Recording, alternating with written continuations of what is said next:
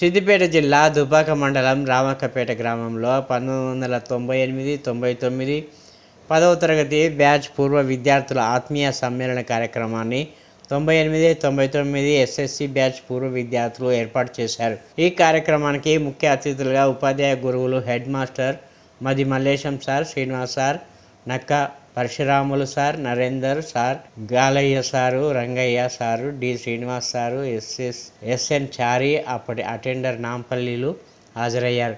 గురువులను ఆహ్వానించి జ్ఞాపికగా మెమెంటోలను అందించి వారికి శాల్వతో సన్మానించి పూర్వ విద్యార్థులు అందరూ గురువులకు పాదాభివందనాలు చేశారు.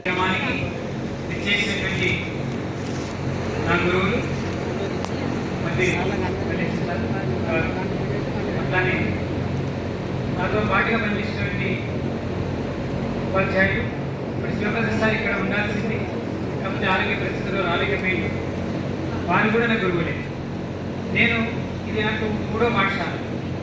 ఉద్యోగంలో ప్రవేశించిన తర్వాత మొట్టమొదటి పాఠశాల ఆలపల్లి, తర్వాత గోదారం నుంచి ఎందుకు ఎంపిక చేసుకున్నా అంటే నాకు విద్య జ్ఞానాన్ని ఇచ్చినటువంటి ఉపాధ్యాయులు మల్లేశం సార్, తర్వాత శివప్రసాద్ సార్తో పాటుకు పనిచేయాలని, నాకు విద్య నేర్పిన ఉపాధ్యాయులతో పాటుగా నేను సహచర్యంగా ఉండి పనిచేయాలని ఒక ఆరాటం కలిగింది. వేరే స్కూల్కు వెళ్ళాల్సి ఉన్నా అప్పుడు మనకు ప్రెసిడెంట్ గారు శ్రీరామ్ ప్రభాకర్ గారు ఉండేది. వారిని రిక్వెస్ట్ చేసి ఈ రామకపేటకి రావడం జరిగింది. కేవలం తాతతో పనిచేయాలని ఉద్దేశం, అనుభూతి వేరుగా ఉంటుంది కదా. అంతేకాకుండా సత్సాయి సమత్వములకు వెళ్ళడం అనేది రామకపేటకు వచ్చిన తర్వాతనే. అంతకుముందు నేను ఆర్ఎస్ఎస్ స్వయం సేవకులు, దుబ్బాకలో ముఖ్య శిక్షకులు కూడా.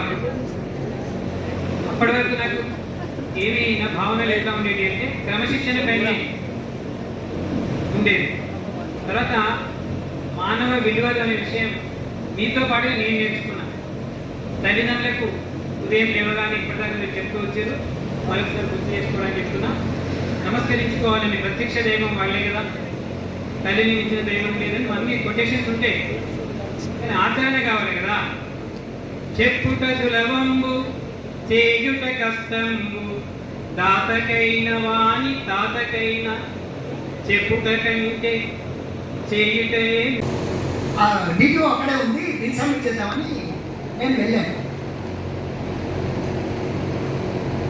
నేను వెహికల్ పక్కన ఆ రోజు బహుశా ఎవరో వస్తున్నారు, ఎవరో విఐపీ వస్తున్నారు, వెహికల్ లోపల తీసుకెళ్ళి నేను బయట పెట్టుకున్నాను. బిల్ సబ్మిట్ చేస్తామని టీడీఆర్ రిజిస్టర్ తీసుకొని వెళ్తున్నాను. ఆ గేట్కు అటొక కానిస్టేబుల్, ఇటొక కానిస్టేబుల్ ఉన్నారు. నేను సరిగ్గా గేట్ దగ్గరికి వెళ్ళాలని ఇద్దరు సైల్యూట్ చేశాను. నా పక్క పట్టులో నాటికి చూస్తున్నాను ఎవరు వచ్చారని చెప్పేసి. ఏం సార్ నీకు చేస్తారంటే, అటు పక్క ఉన్నది మా రామకపేట బాలస్వామి, ఇటు పక్కన ఉన్నది ఇద్దరు అబ్బాయి సంతోష్ కుమార్. ఈ బాలస్వామితో సంతోష్ కుమార్ దాదాపు 3-4 ఏళ్ళ డిఫరెంట్. వాళ్ళు ఇచ్చారు ఇద్దరు దగ్గర వచ్చిన తర్వాత, సార్ మీకెట్లా తెలుసు అంటే ఆ సంతోష్ కుమార్ అనే అబ్బాయేమో సార్ నాకు ఇద్దరు చెప్పాడు ఆయన చెప్పాడు. బాలస్వామి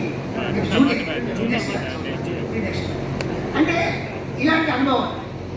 ఇప్పుడు మన జడ్పీ చైర్పర్సన్ మేడం రోజా శర్మ, ఆ మేడంకు బాడీగార్డు బాలకృష్ణ, ఆ అబ్బాయి వెంకట్. మేడంతో వస్తుంది, మేడం వెనక ఉన్నాడు. నేను అక్కడ మీటింగ్లో అక్కడ చిన్న నిల్చున్నాను కలెక్టరేట్లో. ఆయన వచ్చి నాకు సెలెక్ట్ చేసి ఎవరో పెడతాను జడ్పీ చైర్పర్సన్ మా గురువు మేడం. అంటే ఇక్కడ మొదలైంది. ఎందుకు చెప్తున్న విషయం అంటే, మనం ఈ 25 ఏళ్ళ సర్వీస్లో ఇదంతా నేను సంపాదించుకున్న ఆస్తి. ఇది ఎవరు ఎక్కబోతారా? ఎవరు ఎక్కబోదు. ఇది నాకు ఇచ్చింది చదువు, నాకు ఇచ్చింది విద్య, నాకు నేర్పించిన గురువులు. ఈ సభాముఖంగా నాకు నేర్పించిన గురువులకి పాదాభివందనం చేయాల్సిందే. అదే ఈనాటి సమావేశానికి, మీ 25 సంవత్సరాల వేడుకకు ఈ అందరినీ పిలవడానికి అదే కారణం అనుకుంటారు.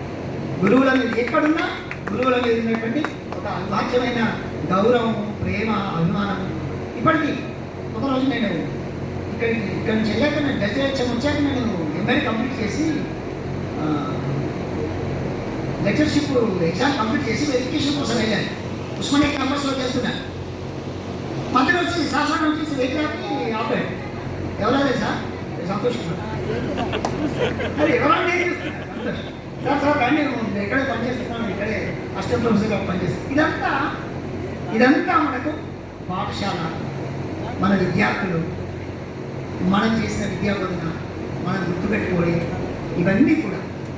ఇవన్నీ కూడా మనకు ముఖ్యంగా ఇక్కడ ఉన్న ఉపాధ్యాయులందరికీ కూడా మీరు ఎలాగైతే మీ జీవితాంతం ఉపాధ్యాయులు మీరు చేయండి సార్ అని పెట్టినారు.